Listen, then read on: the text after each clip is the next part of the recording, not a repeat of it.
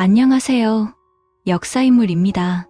오늘은 중국 삼국지의 뒷이야기를 해보려고 합니다. 삼국시대를 끝내고 중국을 다시 하나로 통일한 나라는 우리가 흔히 알고 있는 조조나 유비 혹은 송권의 나라가 아니라 그들보다 뒤에서 권력을 장악한 사마씨 가문이 세운진 나라였으며, 이 나라는 겉으로는 가장 마지막에 승리한 왕조처럼 보였지만 실제로는 내부에서 스스로 무너져버린 매우 아이러니한 역사를 가진 나라였습니다.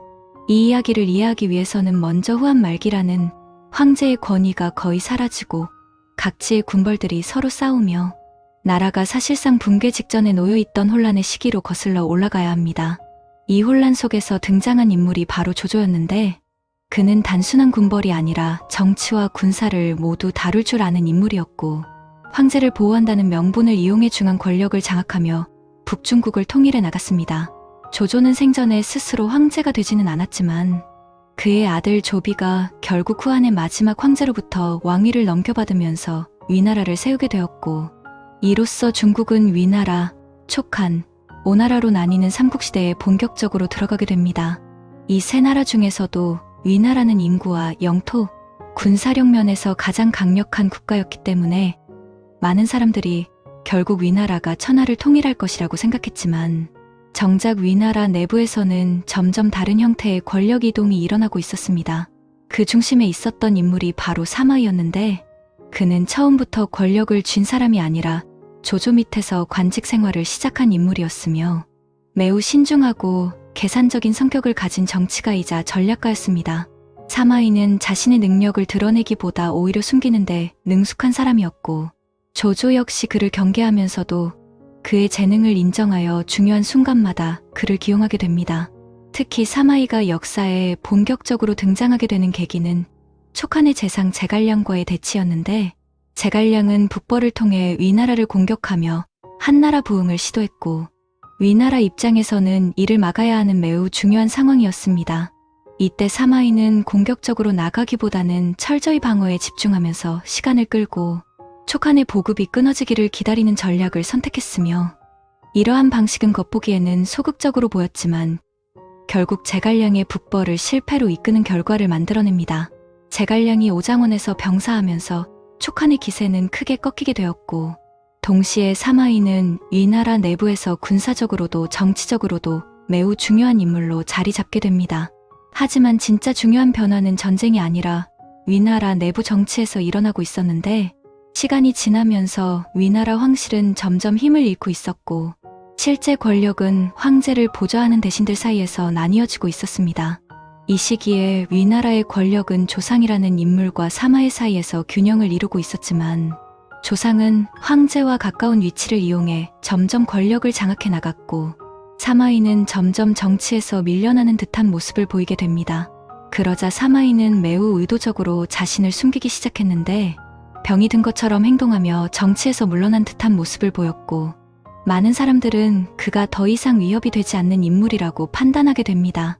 하지만 이러한 행동은 실제로는 권력을 되찾기 위한 준비 과정이었고, 사마이는 상황을 기다리며 결정적인 순간을 노리고 있었습니다.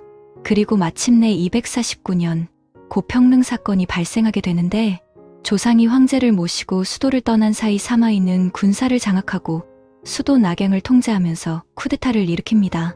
조상은 처음에는 저항할 수 있을 것이라고 생각했지만 이미 군사와 정치의 핵심이 사마이에게 넘어간 상황이었기 때문에 결국 항복하게 되었고, 사마이는 조상과 그 일파를 제거하며 권력을 완전히 장악하게 됩니다.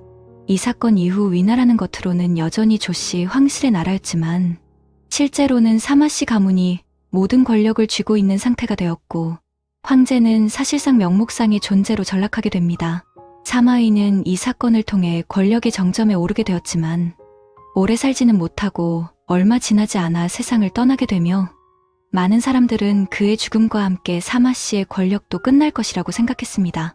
하지만 그 예상과는 달리 사마이의 아들인 사마사와 사마소가 그의 권력을 그대로 이어받으면서 사마씨 가문은 오히려 더 강력한 권력을 갖게 됩니다. 이 시점에서 위나라는 이미 내부적으로 완전히 변해 있었고, 황실은 껍데기만 남은 상태에서 실제로 나라를 움직이는 것은 사마씨 가문이라는 사실이 점점 더 분명해지고 있었습니다. 그리고 이 변화는 결국 삼국시대의 마지막을 향해 아주 천천히 그러나 확실하게 나아가고 있었습니다. 사마이가 죽은 이후 많은 사람들은 그가 만들어 놓은 권력 역시 함께 사라질 것이라고 생각했지만 실제로는 정반대의 일이 벌어졌으며 그의 아들들인 사마사와 사마소가 그 권력을 그대로 이어받으면서 위나라의 정치 구조는 더욱 급격하게 사마씨 중심으로 재편되기 시작합니다. 먼저 권력을 이어받은 인물은 장남 사마사였는데 그는 아버지 못지않게 냉정하고 결단력 있는 성격을 가진 인물이었으며 이미 고평릉 사건 당시에도 핵심적인 역할을 수행하며 권력 장악 과정에 깊이 관여하고 있었습니다.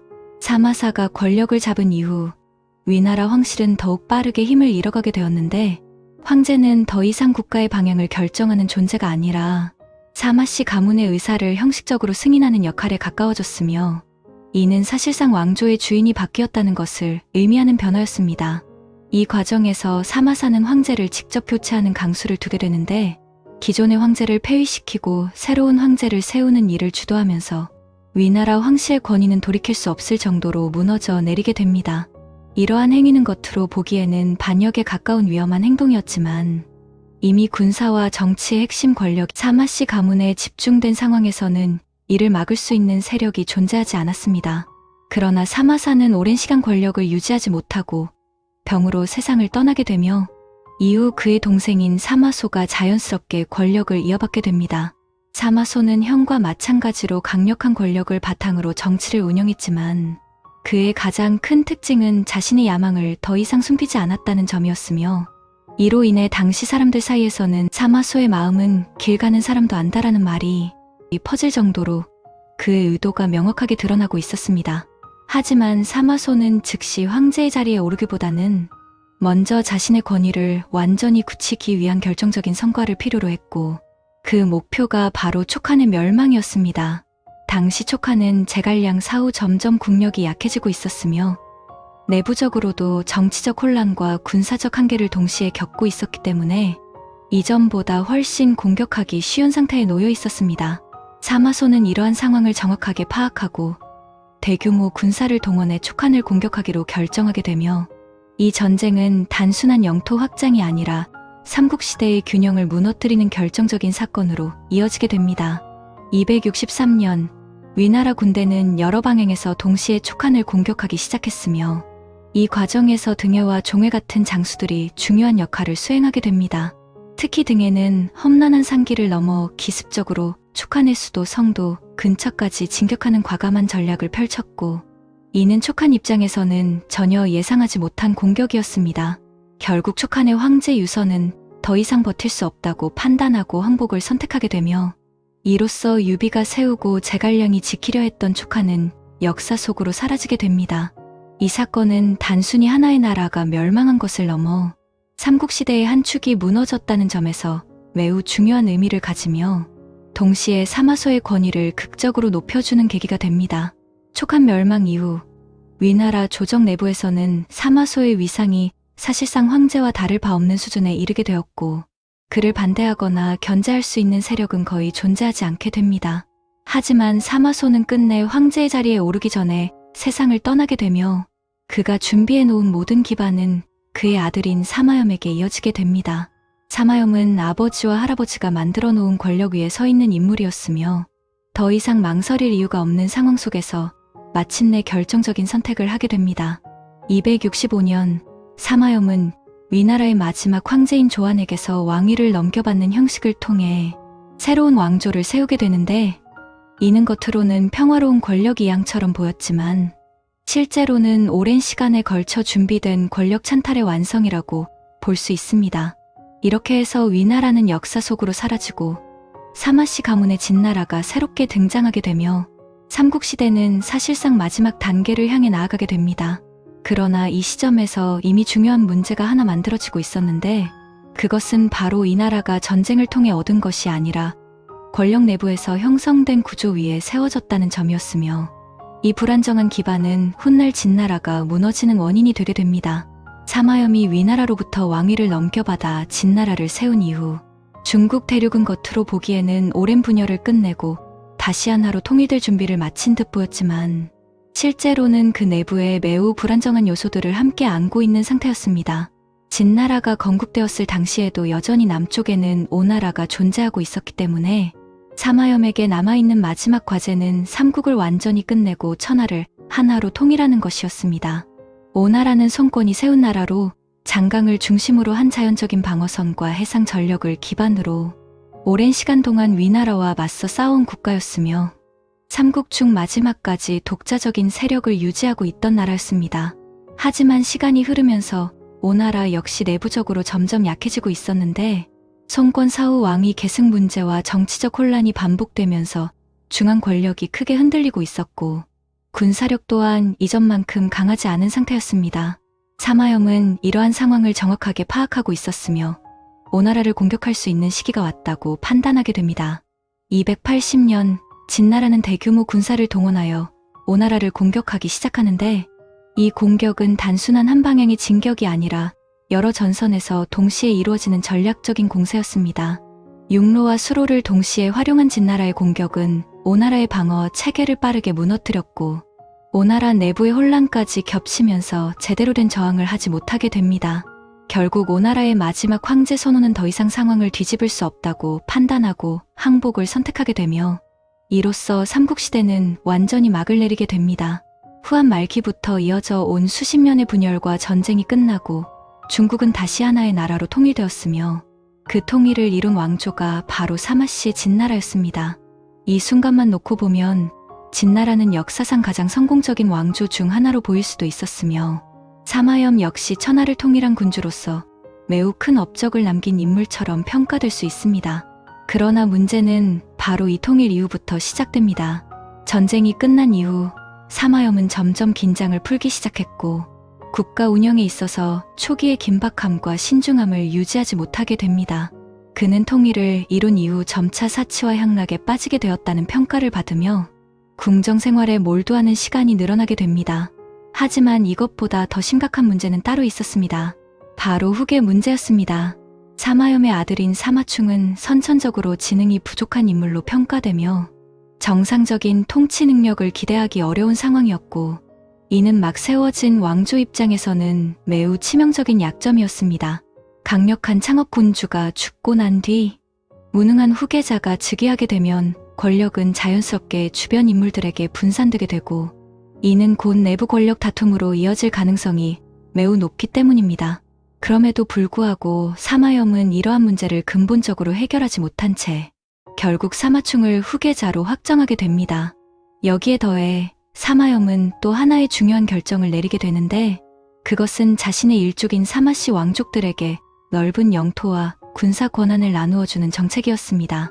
그는 왕족들을 각지의 제후왕으로 봉하면서 지방 통치를 맡기고 동시에 군사력을 분산시켜 황실을 보호하려는 의도를 가지고 있었지만 이 선택은 장기적으로 매우 위험한 결과를 낳게 됩니다. 강력한 군사력을 가진 왕족들이 여러 지역에 흩어져 존재하게 되면 그들은 중앙 권력을 지키는 방패가 아니라 언제든지 서로 경쟁하고 충돌할 수 있는 잠재적인 위협이 되기 때문입니다. 즉, 사마염은 외부의 적을 막기 위한 구조를 만들려 했지만 실제로는 내부에서 권력을 두고 싸울 수 있는 조건을 스스로 만들어버린 셈이었습니다. 이러한 구조적 문제는 당장은 드러나지 않았지만 시간이 흐를수록 점점 더 큰 위험으로 성장하게 됩니다. 통일 직후의 진나라는 겉으로 보기에는 안정된 국가였지만 그 내부에는 이미 권력 분산과 후계 문제, 그리고 정치적 긴장이라는 불안 요소들이 동시에 존재하고 있었으며 이 모든 요소들은 결국 하나의 거대한 사건으로 폭발하게 될 준비를 하고 있었습니다. 그리고 그 사건이 바로 진나라를 무너뜨리는 결정적인 계기가 되는 내전으로 이어지게 됩니다. 그 이름은 팔왕이난이었습니다. 진나라를 세우고 삼국을 통일한 사마염이 세상을 떠나자 그가 남겨놓은 불안정한 구조는 더 이상 버틸 수 없는 상태로 빠르게 드러나기 시작하며 그동안 억눌려 있던 권력 갈등이 한꺼번에 폭발하게 됩니다. 황제의 자리는 그의 아들 사마충에게 넘어가게 되는데 그는 역사적으로도 통치 능력이 매우 부족했던 인물로 평가되며 실제로 국가를 이끌어갈 수 있는 정치적 판단력이나 권위가 거의 없는 상태였습니다. 이러한 상황에서 자연스럽게 권력은 황제 주변의 외척과 왕족들에게 분산되기 시작했고 조정은 하나의 중심 없이 여러 세력이 서로를 견제하고 싸우는 구조로 변해가게 됩니다. 특히 황후 가문과 여러 왕족 세력 사이의 갈등은 점점 격화되었고, 이는 단순한 정치적 경쟁을 넘어서 무력을 동원한 충돌로 확대되기 시작합니다. 이렇게 시작된 것이 바로 팔왕이난이었습니다. 팔왕이난은 이름 그대로 사마씨 왕족 8명이 서로 권력을 차지하기 위해 벌인 내전이었으며, 이 싸움은 단순한 궁중 암투가 아니라 전국 규모의 전쟁으로 확산되면서 나라 전체를 흔들어 놓게 됩니다. 각 왕들은 자신이 정통성을 가지고 있다고 주장하며 군사를 동원했고, 수도를 장악하기 위해 서로 공격을 반복했으며, 그 과정에서 수많은 병사들과 백성들이 희생되게 됩니다. 이 싸움은 단기간에 끝나는 것이 아니라 오랜 시간 이어지며, 권력이 한쪽으로 정리되기도 전에 또 다른 세력이 반란을 일으키는 식으로 계속 반복되었고, 결국 국가의 행정 체계와 군사 체계는 완전히 붕괴 상태에 이르게 됩니다. 황제는 여전히 존재했지만 더 이상 국가를 통제할 수 있는 힘을 가지고 있지 않았고, 중앙정부는 사실상 기능을 잃어버린 상태가 됩니다. 이러한 내부 붕괴는 곧 외부의 침입을 불러오게 됩니다. 북방에서는 이미 여러 민족들이 기회를 노리고 있었는데, 흉노, 선비, 갈족, 저족, 강족 등 이른바 오호라고 불리는 세력들이 진나라의 약해진 틈을 타 남하하기 시작합니다. 이들은 단순한 약탈을 넘어서 직접 나라를 세우고 영토를 차지하려는 움직임을 보이게 되며, 진나라의 북쪽 지역은 빠르게 통제력을 잃게 됩니다. 이미 내부 전쟁으로 지쳐있던 진나라는 이러한 외부 침입을 막아낼 수 있는 힘이 없었고, 지방 군벌들은 각자 살아남기 위해 따로 움직이기 시작하면서 국가 전체는 완전히 분열된 상태로 들어가게 됩니다. 그리고 311년 진나라의 수도 낙양이 함락되는 사건이 발생하게 되는데, 이는 단순한 도시 점령이 아니라 왕조의 중심이 무너졌다는 것을 의미하는 결정적인 사건이었습니다. 황제는 포로로 잡히게 되고, 수도는 약탈과 파괴를 겪으며 사실상 폐허가 되어버립니다. 하지만 진나라의 몰락은 여기서 끝나지 않았습니다. 남아있던 세력은 장안으로 이동해 다시 버티려 했지만 이미 상황은 돌이킬 수 없는 상태였으며, 결국 316년 장안마저 함락되면서 서진은 완전히 멸망하게 됩니다. 사마염이 진나라를 세운 지 불과 51년 만에 벌어진 일이었습니다. 삼국시대를 끝내고 천하를 통일했던 나라가 반세기 만에 역사 속으로 사라진 것입니다. 물론 사마씨 왕족 일부는 남쪽으로 내려가 새로운 왕조인 동진을 세우게 되지만, 그것은 더 이상 천하를 통일했던 강력한 진나라와는 전혀 다른 제한된 영역에서 겨우 유지되는 정권에 불과했습니다. 북쪽은 여러 민족과 나라들이 서로 싸우는 556국 시대로 들어가게 되었고, 중국은 다시 오랜 분열의 시기를 맞이하게 됩니다. 이렇게 해서 사마씨의 진나라는 역사 속으로 사라지게 됩니다. 그들은 삼국을 끝냈지만 새로운 시대를 안정시키지는 못했습니다.